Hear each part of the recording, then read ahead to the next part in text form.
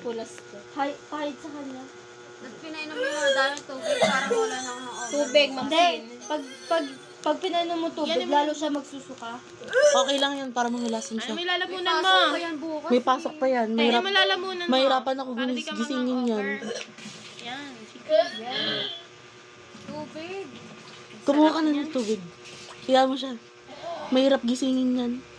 Mas mahirapan ko siya sumuka pag nagpuso. Dapat nga Asin? kahit maligamgam, okay na yun.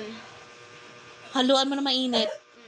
Para matanggal agad. Mahula siya maya-maya. Gawa niya. Hindi, kaya niya yan. Gawa nung ginawa niyo kay Nene. Ayos pa yan kanina. Kaya nga eh. Alam niyo pa daw yung sinasabi niya eh. Nag-times pa nga siya. Nag-English pa. Oo, nag-spelling pa yan. Tama ka patama yung ulo. Alam ba? Timika, pinapabalik ka niya. Ba't di ka daw nainom? Oo. Sobrang init talaga. Dapat daw kahit di ka nainom nandun ka. Hinahanap ka. Ang lamig naman dito, tita. Huh? Ang lamig. Oo, ne. Tubig, ne. Hindi. Huwag ka sumugod-sugod yan. Sige, yan yung muna tita. Labas niya Yung muna. panahon dun sa ano eh. Ayun nga. Hindi, inom mo. Para hindi ka ma-hangover.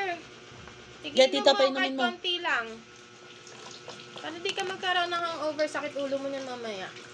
Basta Beta itawa isuko ulo na na lang. ngayon eh. Ayun nga, para mawala man kahit pagkagising niya. Sakit sa ulo niya na. O silang naman Online yun. lang naman sila. Oh. Ah, oo. Pag hindi nagising yan, chat na lang ako sa kaklase. Gawa ka ba? Oh. Tapos mo sa ganito. Ako yung nasusuka sa ganito. Tapos mo na agad.